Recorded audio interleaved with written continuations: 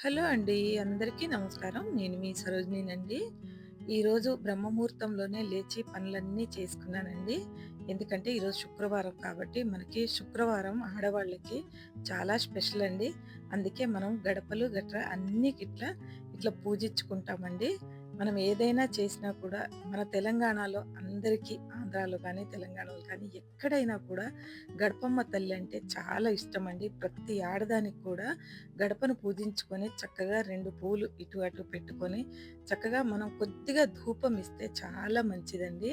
ఇది మాత్రం మనం ఎప్పుడూ మర్చిపోకూడదండి. మన గడపలు అందంగా ఉంటేనే మన ఇల్లు ఆనందంగా ఉంటుందని అర్థం చేసుకోండి.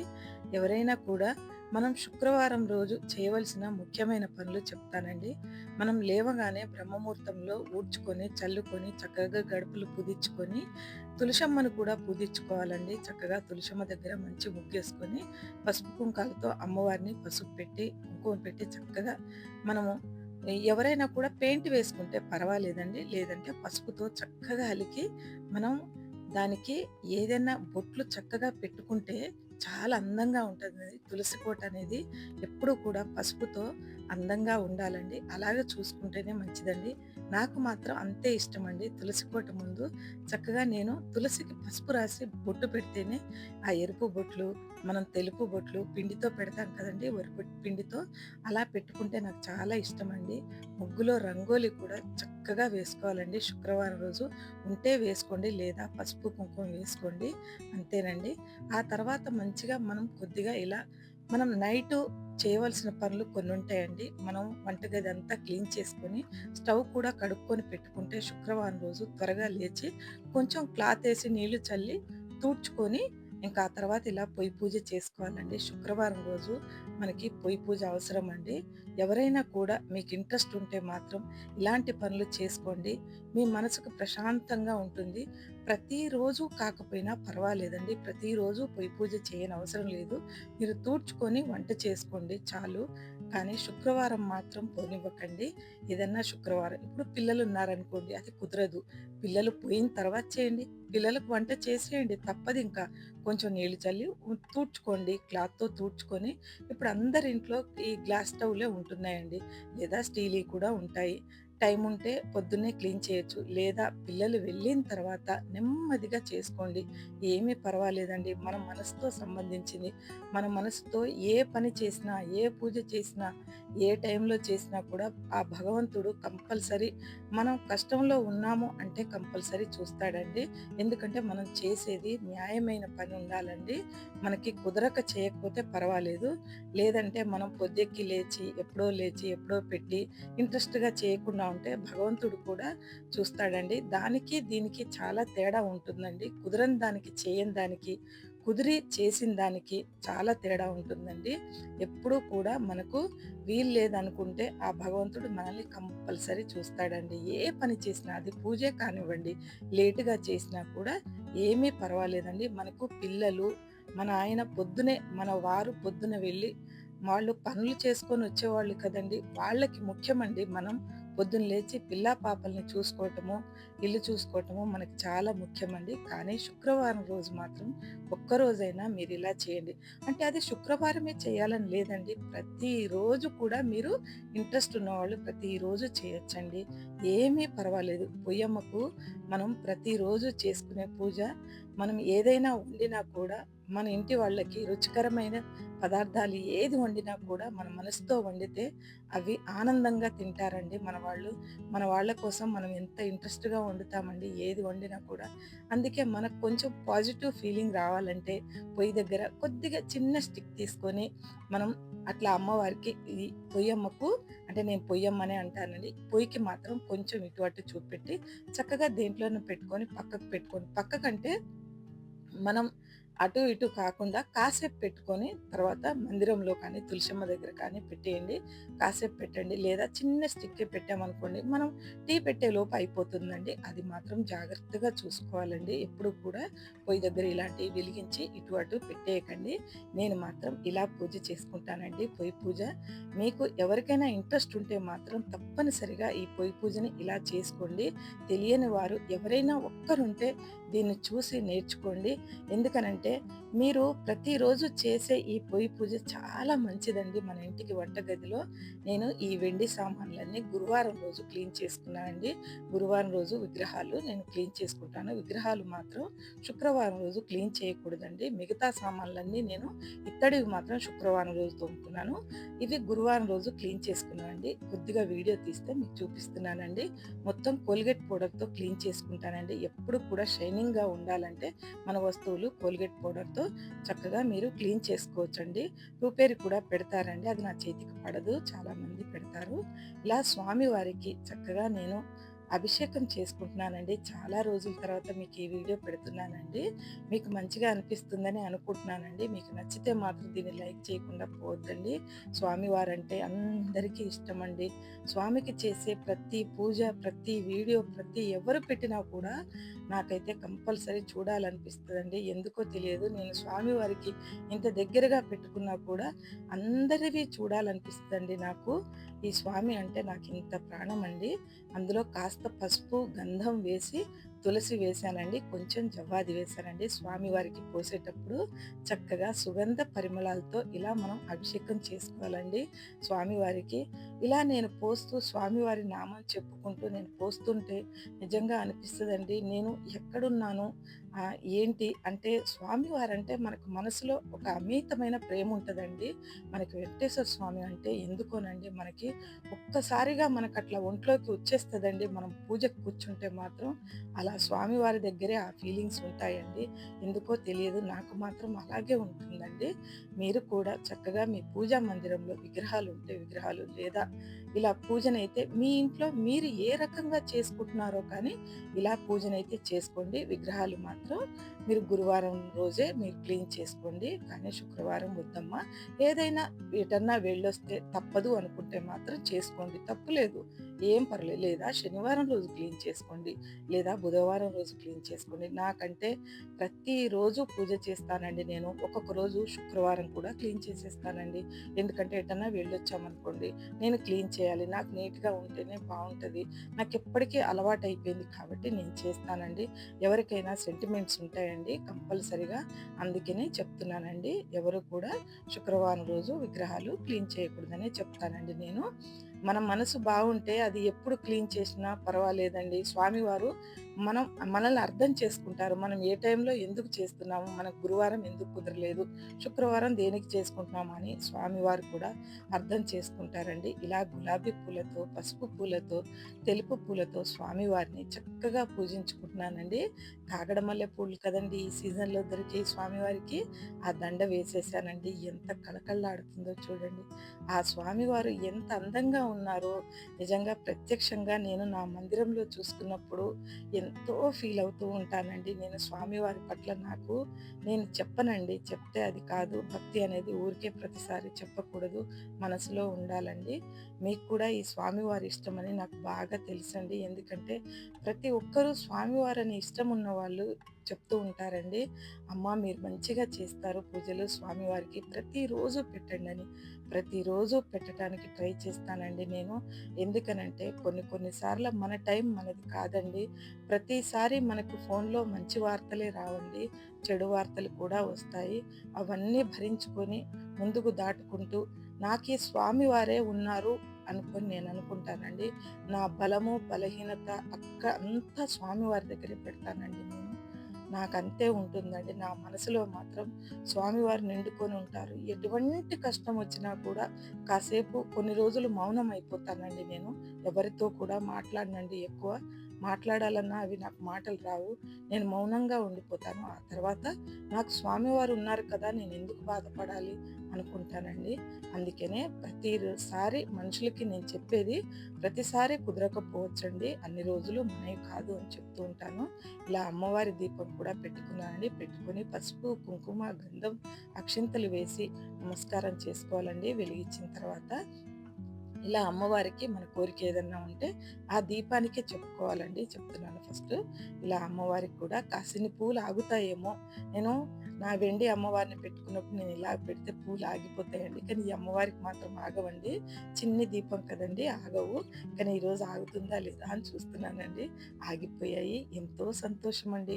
మనం పూజ చేసుకునేటప్పుడు ఏదైనా ఉంటాయి. ఒకటుంటది, ఒకటి ఉండదండి. ఒక్కొక్క రోజు నాకు బ్రహ్మముహూర్తంలో అన్నీ సర్దుకుంటూ పూజ చేసుకోవాలండి. ఏది లేకపోయినా ఆ టైంకి ఏది ఉంటే అది పెట్టి నేను పూజ చేసేస్తానండి. ఎందుకంటే బ్రహ్మముహూర్తంలో మనకి ఇవి లేవు, అవి లేవు, అవి కావాలంటే ముందు రోజు చూసుకోవాలండి. కొన్ని ముందు రోజు నాకు కుదరకపోతే లేకపోయినా చేసేస్తానండి. కానీ నేను దేవుడి పట్ల నాకు ఏమేం కావాలి, ముందు రోజు కావాల్సినయి ఏంటి, నేను బ్రహ్మముహూర్తంలో పూజ చేసుకుంటాను కదా అని ముందు రోజు చాలా ప్రిపరేషన్ చేసుకుంటాను. అన్నీ తెప్పించుకుంటానండి నేను. కానీ ఒక్కొక్కసారి కొన్ని అందవండి. అందుకు చెప్తున్నాను. నేను ఈ పూజలో ఏదైనా చెప్పకూడనిదైనా, ఏదైనా నాకు చెప్పడం రాకపోయినా కూడా మీరు మరోలా అనుకోవద్దండి. తనకు తెలియకపోవచ్చు అని చెప్పి అనుకోండి. ఎందుకంటే అన్నీ తెలిసి ఉన్నదాన్ని కాదండి నేను. ఒకరిది చూసి నేర్చుకున్న దాన్ని. అందుకే పూజ గురించి ఏదైనా ఎక్కువ చెప్పాలంటే భయమేస్తూ ఉంటదండి. అదేనండి.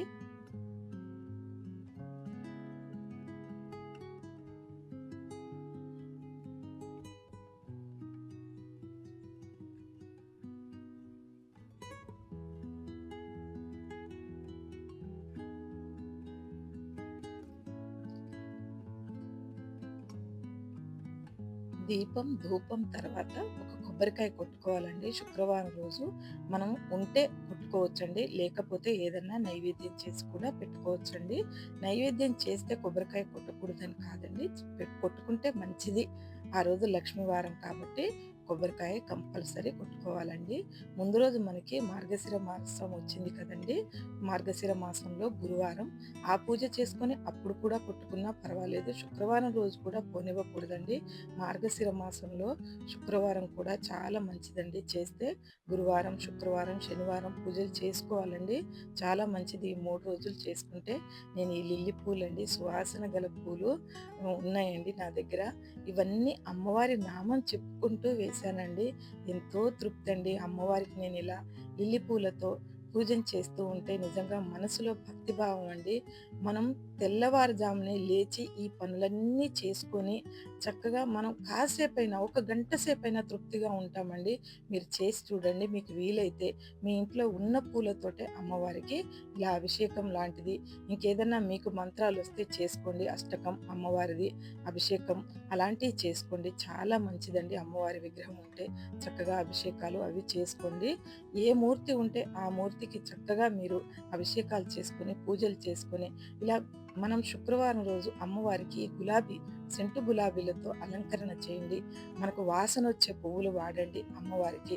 చాలా మంచిదండి. ఇలాంటి తెలుపు పువ్వులంటే అమ్మవారికి చాలా ఇష్టం అండి. కాస్త జవ్వాది చల్లుకోండి అక్కడ. పచ్చకర్పూరం వేయండి. చాలా మంచిదండి వేసుకుంటే. ఇవన్నీ చేసుకుంటే మనం శుక్రవారం రోజు మంచిగా మనం ఎంతైతే రెడీ అవుతామో అమ్మవారి కోసం చక్కగా లేచి మనం తలస్నానం చేసుకొని మంచిగా జుట్టు ముడి వేసుకోకూడదండి. మంచిగా జడల్లుకొని చక్కగా ఒక్క పువ్వైనా పెట్టుకోండి. పెట్టుకున్న తర్వాత ఈ పూజనైతే చేసుకోండి. చాలా మంచిది. కాళ్ళకు మాత్రం పసుపు రాయండి శుక్రవారం రోజు. మీరు ఎక్కువగా రాయలేము మనకి అని అనుకుంటే మీరు ఎటన్నా బయటికి వెళ్ళే వాళ్ళైతే బొటన వేలికైనా రాసుకోండి. కొద్దిగా బొటన వేలికైనా పసుపు రాసుకోండి. చాలా మంచిది. మీరు బిజీగా వెళ్ళేవాళ్ళు, ఎటైనా వెళ్ళేవాళ్ళు ఉంటే త్వరగా మీరు కొద్దిగా పూజనైనా చేసుకోండి. 2 దీపాలు, కొన్ని పువ్వులు తెచ్చుకోండి. మీరు వచ్చేటప్పుడు కొన్ని పువ్వులు తెచ్చుకోండి. సువాసన పువ్వులు తెచ్చుకొని అమ్మవారికి ఇలా అయితే పూజనైతే గబగబా చేసుకొని ఒక కొబ్బరికాయ కొట్టేసి చిన్న బెల్లం ముక్క పెట్టి ఏదైనా వండలేకపోతే ఇలా పెట్టేయండి. మీ దగ్గర ఏదుంటే పండు, ఫలం ఏదుంటే అది. మీరు శుక్రవారం రోజు బయటికి వెళ్ళే వాళ్ళైతే మంచి ఫీలింగ్‌తో ఉంటారండి. మీరు బయటికి వెళ్ళేటప్పుడు ఇలాంటి పనులు చేసుకొని వెళ్తే మీరు మీ పని చేసే మీ జాబ్ దగ్గర గూడా మంచి ఫీలింగ్ ఉంటుందండి మీకు. నేను ఈరోజు లేచి చక్కగా పూజనైతే చేసుకున్నాను. కాళ్ళకి పసుపు రాసుకున్నాను అని అనిపిస్తదండి. అంటే కొంచెం ఏజ్‌లో ఉన్నవాళ్ళు చేస్తారు. ఈ పిల్లలు మాత్రం చేయలేరండి. వాళ్ళకి కొద్దిగా కష్టమండి. వాళ్ళు చేయలేరు. మీరెవరైనా మీ మీరు నేనంటున్నాను, నా ఏజ్‌లో ఉన్న ఎవరైనా ఇదే ఆలోచిస్తారండి. కానీ పిల్లలు కూడా చాలా మంచిగా చేసుకుంటున్నారండి. పూజలైతే మాత్రం వాళ్ళకొచ్చినట్టు వాళ్ళు చేసుకుంటున్నారు. చాలా మంచిదండి. ఇలా పచ్చకర్పూరం చల్లాలండి అమ్మవారి దగ్గర, స్వామివారికి అంతా పచ్చకర్పూరం చల్లుకోవాలండి. చల్లుకున్న తర్వాత జవ్వాది కూడా వేయండి. చాలా సువాసన ఉంటుంది. దీపంలో కూడా వేయండి. మంచిది. దీపంలో మనం జవ్వాది వేసుకుంటే మంచిగా సువాసన ఉంటుందండి. దీపం కూడా మనకి వెలుగుతుంటే మంచి సువాసన ఉంటుంది. అమ్మవారికి చాలా మంచివండి. అమ్మవారికి ఇష్టమైనవండి ఇవన్నీ కూడాను మనం చేయాలండి. అమ్మవారికి నేను తాంబూలం పెట్టుకున్నాను. ఒక బెల్లం ముక్క నేను ప్రసాదంగా పెట్టుకున్నానండి ఈరోజు.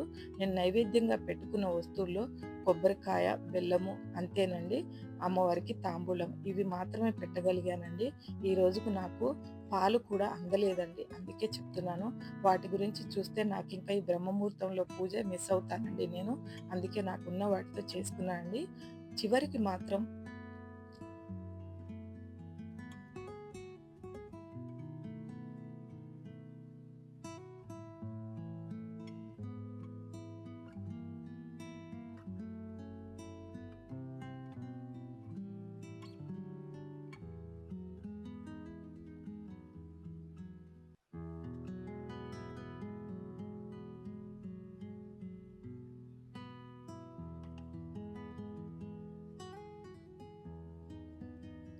అమ్మవారికి ఇలా మంచిగా కూడా మనం పంచహారతి ఇచ్చుకుంటే చాలా మంచిదండి. వీలైతే మీరు ఇంట్లో ఉండేవాళ్ళు కాదు, గబగబా మేము వెళ్ళిపోవాలనుకుంటే కాస్త పచ్చకర్పూరంతో ఇవ్వండి మీరు. త్వరగా అయిపోవాలి అని అనుకుంటే కొంచెం అంత పచ్చకర్పూరంతో హారతిస్తే అమ్మవారికి పచ్చకర్పూరం అన్నా, స్వామివారికన్నా ఇష్టమండి. చాలా ఇష్టం. అందుకే మీరు పచ్చకర్పూరంతో ఇవ్వండి. ఈ ఒత్తులతో వద్దు. బయటికి వెళ్ళేవాళ్ళుంటే లేదా మనం ఇంట్లోనే ఉంటున్నామంటే ఒత్తులకి పచ్చకర్పూరం రాయండి. ఆ బొడ్డొత్తులకన్నిటికి ఆ పచ్చకర్పూరం రాసి చక్కగా మీరు ఇలా మంగళహారతి ఏదైనా పాటొస్తే పాడుకోండి. లేదా అమ్మవారి నామం చెప్పుకుంటూ మనం భక్తి భావంతో ఏదన్నా మనం టేప్ పెట్టుకొని చక్కగా అమ్మవారికి ఈ హారతినైతే ఇవ్వండి. పంచహారతి చాలా ముఖ్యమండి. పంచహారతి ఇస్తే చాలా మంచిదండి ఎప్పుడూ కూడాను. ఎందుకంటే మామూలు హారతి కూడా ఇస్తూ ఉంటామండి. కానీ పంచహారతి ఇవ్వండి. చాలా మంచిది. అమ్మవారికి దీపం, ధూపం, నైవేద్యం అంతా చూపిచ్చేసానండి. ఆ తర్వాతయితే మంచిగా నాకైతే ఒక 4 పూలు పక్కింట్లో దొరికాయండి. మనకి ఎంత అందంగా ఉన్నాయో చూడండి అవి పువ్వులు, శంకు పువ్వులు. నిజంగా చిన్న చిన్నగా వస్తున్నాయండి చలికాలం కాబట్టి. ఆ 4 పువ్వులైనా ఎంత అందంగా ఉన్నాయో చూడండి. పూజకి మనం బయట నుంచి తెచ్చి ఎన్ని పూలు పెట్టినా కూడా ఇంటిది ఒక్క పువ్వుంటే అక్కడ ఎంత అందంగా ఉందో చూడండి. స్వామివారికి తులసి కూడా కొద్దిగానే దొరికిందండి. ఆ కొద్దిగా కూడా పెట్టుకున్నానండి. చూడండి ఇలా చక్కగా మనం ధూపాన్ని పెట్టుకోవాలండి. చివర్లో మాత్రం మంచి సువాసనమైన ధూపం పెట్టుకోవాలండి అమ్మవారికి. అందులో కాస్త కప్స్‌లో కాస్త జవ్వాది కానీ, మనం కొద్దిగా దశాంగం వేస్తే చాలా మంచిదండి. నేను వేయలేదు ఈరోజు. కానీ మీరు మాత్రం వేసుకోండి. ఇంకొక రోజు చూపిస్తానండి ఎలా వేసుకోవాలో. జవ్వాది అంటే ఏంటి అని చూపించానండి మీకు. దశాంగం అంటే ఏంటి అని అడుగుతున్నారండి. ఆ దశాంగం నేను డబ్బాలో పోసుకున్నా అండి తెచ్చి. ప్యాకెట్ బయట పడేశాను.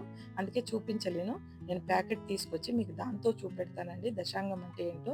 అది పెట్టుకుంటే మనకి గుళ్ళో ఉన్న ఫీలింగ్స్ ఉంటాయండి. నిజంగా చెప్తున్నాను. ఇలా సువాసనతో మీరు పొద్దున పూట చక్కటి పూజ చేస్తే మన ఇంట్లో వాళ్ళందరూ లేచి ఈ పూజను చూడంగానే 6, 7 గంటలకు వాళ్ళు లేస్తారు కదండీ! స్కూలుకి వెళ్ళే వాళ్ళైనా, బయటికి వెళ్ళే వాళ్ళైనా ఎంత మంచిగా దర్శనం చేసుకుంటారండి. లేవగానే ఇంట్లో పూజ ఇంత చక్కగా ఉంటే వాళ్ళకి మాత్రం మంచి ఫీలింగ్స్ ఉంటాయండి. వాళ్ళు కూడా మంచిగా లేచాము, మనకి ఈరోజు బావుంటుంది అని మంచి ఫీలింగ్‌తో ఉంటారండి మన ఇంట్లో వాళ్ళు. మా ఇంట్లో వాళ్ళైతే అలాగే ఉంటారండి. సువాసన భరితమైన ఏదైనా మీరు అగరబత్తులైనా ఏదైనా వాడండి. ఎవరికైనా ప్రాబ్లమ్ ఉంటే మాత్రం ఇవన్నీ పెట్టేసి బయట తులసమ్మ దగ్గర పెట్టేయండి. పెట్టండి, ఇంట్లో సువాసనలు పెట్టండి కానీ బయట పెట్టేయండి. చాలా మంచిదండి మనం ఇలా చేస్తే. ఎంతో మంచిదండి. శుక్రవారం రోజు ఇంత అందమైన పూజ చేసుకుంటే అమ్మవారికి ఏదైనా కూడా మనం తీపి వండి పెట్టండి. మీకు వీలైతే నాకు కుదరక లేక పెట్టలేకపోయానండి. అమ్మవారే అర్థం చేసుకోవాలి. ఇలా చూడండి దీపాల కాంతిలో అమ్మవారు, అయ్యవారు ఎంత అందంగా ఉన్నారో చూడండి.